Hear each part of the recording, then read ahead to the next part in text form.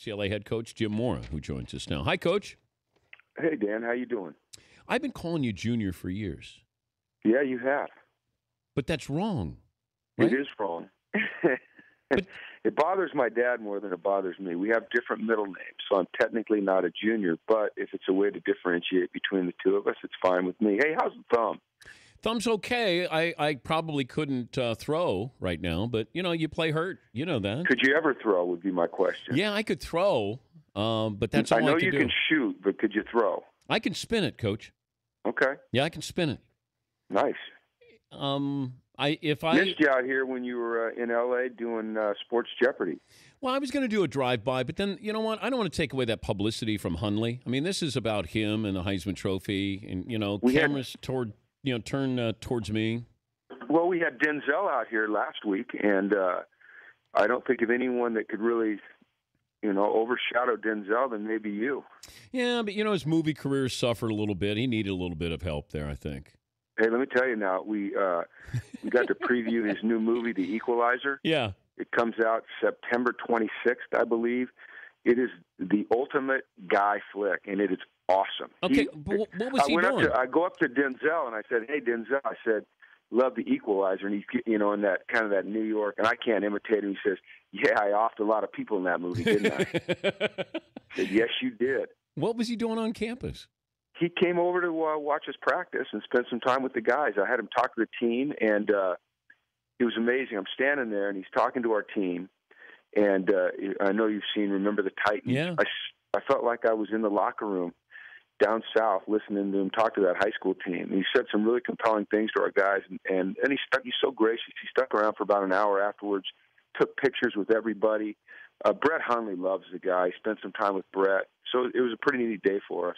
But so you got a heads up that Denzel wanted to come over and watch practice, or he wanted to see Hundley, or how did it work? No, it's kind of one of those things when you're in L.A. and on the UCLA campus, we have access to a lot of those people. And his publicist, Alan Nerob, who's a friend of my family's foundation. I have a foundation that works with underprivileged youth and at-risk youth, and Alan has worked with us. And he said, hey, I'd like to bring Denzel to practice. So he spent probably 2 hours out there with us. It was pretty neat.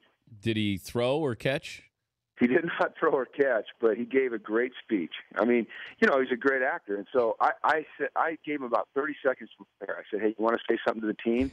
He kind of hesitated. He said, yeah, I'll say something. And I'm not sure if he reached back into a dialogue from a former movie or whatever, but he stood in front of our team and captivated him. You would have enjoyed it. Now, I don't know if you could have outdone him, but I think if there's anyone that could have, it would be you. So, especially after watching you the other day with Adam Sandler. I was watching late night television. You, Adam Sandler, Dave Matthews. What was the movie? Were you over in Hawaii? Just Go With It. Jennifer Aniston. Yeah. Aniston. Yeah. Good flick. Yeah. Just Go With It. Just Go With It. Yeah. Have you been in a movie? No. They don't want me in a movie. I'm not pretty like you. I don't have the hair like you. How about like Blindside 2?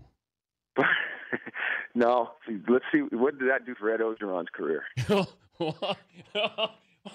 Wow, a shot right out of the box. No, here. not a shot. No, okay. I love Ed Ogeron. I have great respect for him. As a matter of fact, Ed Ogeron, my dad tried to hire him on 2 or 3 occasions. Great guy, great football coach. But I'm just going to stick to what I do best, and some would question if I even do that very well. He's Jim Mora, not Junior, the UCLA head coach, joining us. Dan Patrick Show. God, I can't believe for years calling you Jim Moore Jr. Yeah, everyone does. It's okay. No worries. How much of a role do you play in promoting Brett Hundley for Heisman as the head coach? Not much. I think that's probably a mistake if I do that. I'm just going to let him go out and play, and I think his performance will speak for itself, and either it will be good enough or it won't be. He's in a great media market. We've gotten enough exposure. We'd like the exposure to go away, and now it's just time to play. The thing about Brett, Dan, I don't know if you know Brett or not, but he's an amazing kid. He's extremely gracious, had a great off-season of work, and poised, I think, have a great season. Now, whether it's Heisman worthy or not, I don't know. We'll find out. That's why we play the season. But I think what's more important to Brett is the success of his team. And if he can lead this team to enough wins and have enough success, then I think he'll be in the Heisman picture at the end of the year. What role do you play in getting him ready for the NFL? Well, we had a lot of conversations last year when he was debating whether or not to enter the draft. And then this summer tried to set him up with some NFL quarterbacks and people that could maybe help him advance his knowledge of the game. And then, I would like to think that when the season's over and he's getting ready to move to the next level, that I can give him a little bit of guidance just based on my experience. But right now, it's great because Brett has blocked all that out. He's not thinking about the NFL. He never talks about the Heisman. He never talks about being an All-American. He takes it one day at a time, and I respect him for that because there's a lot of stuff going on around him. Yeah. And he's the same gracious, goofy, good-natured, hardworking, outstanding leader that he's always been. And I've really come to respect him more than ever just watching him handle the circus around him and how level he stays and how unaffected he is. He's a truly remarkable kid. How does the 14 playoff change how coaches, athletic directors, you schedule, the schedule, who you play, when you play them? Does it change anything here as we move forward here with a 14 playoff? I think it probably will. The rub is this. As a competitor, you always want to play the best. And I know our kids, our young men, our players are great competitors. As coaches, we like to compete. So we want to measure ourselves against the best week in and week out. But you have to keep your eye on the big picture, which is, if you suffer a loss or two and you knock yourself out of the playoff picture because you've taken, maybe too big of a bite with the way you scheduled, then it's not a good thing. So I think we're still trying to work our way through that. I think we would always lean towards a more difficult schedule because that's what we like. We don't want to play Little Sisters of the Poor in Week 8. We want to play a really good football team so we can measure ourselves and have a great competitive environment. So it's tough. I guess the best thing for us to do right now as the season gets ready to start Saturday is just focus on each week and trying to be great each week. If we're good enough, we'll get there. Are you involved in scheduling?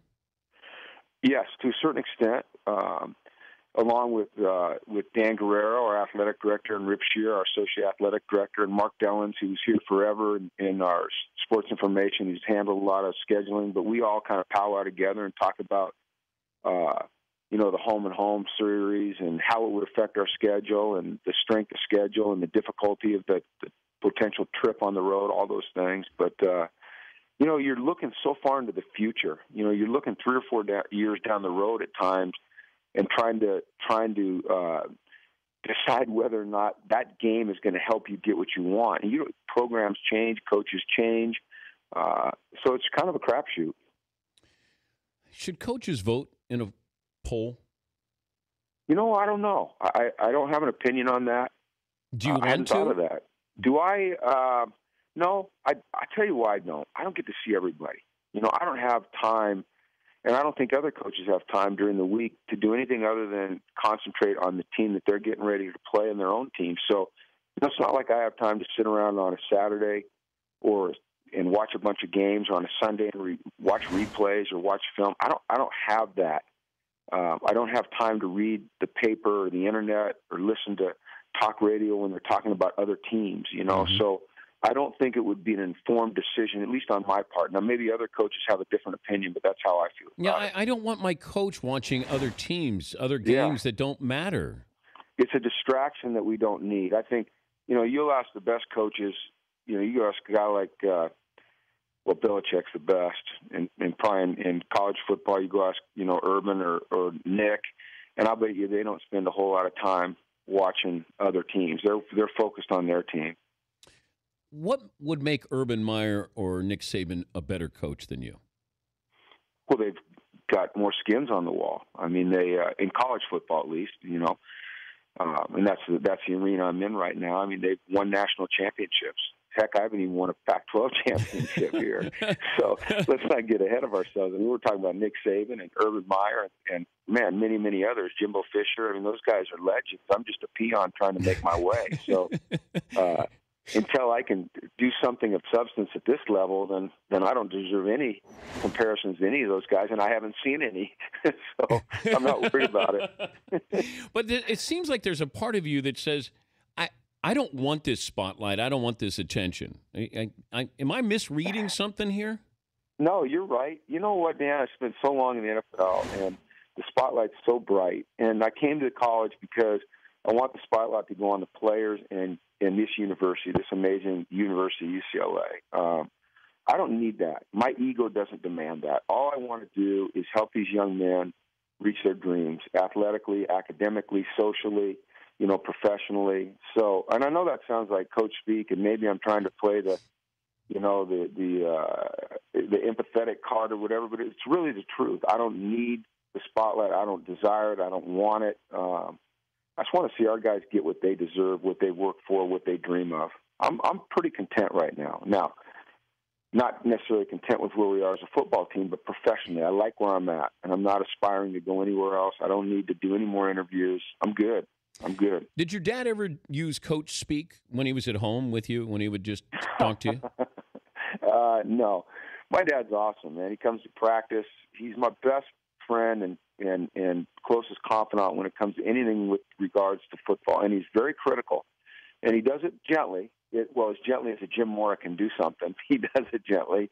But he's not afraid if he sees something at practice or he hears me say something. He's not afraid to call me out on it, and say, you need to rethink this, or you need to approach this differently, or why are you doing this? And I appreciate that because he really cares. And he's the one guy I know I can trust with all my heart. He's an answer on Sports Jeopardy on one of the shows I did. I had to do an impersonation of your dad. Was it the playoff? Yeah. Yeah, well, everyone gets that. That's the first thing Denzel said to me. He said, hey, tell your dad I love him, man. Tell him, playoff. With a little New York in it. Oh, but your dad went up high, though. He got to that octave that playoffs? That was a tough day for me because I was the defensive coordinator of the 49ers that day, and we picked him off. We picked Peyton off 5 times. And so I'm standing there on the sidelines watching my dad, and I just know what he's going through. And then Mooch, who I love, Steve Mariucci, after the game, he gives me the game ball in the locker room. I'm like, Mooch, no. I don't want this game ball. I said, that's my dad over there, buddy. And then he blows up in his press conference, and now he's made some money off of his blow-up, so I'll tell you that. Yeah, well done. Hey, good luck. Hopefully we'll cross paths during the season. Thanks for joining us, Jim. I appreciate you having me on the show, Dan. Enjoy listening to you guys every morning. All right, it's Jim Mora, not Junior, UCLA head coach.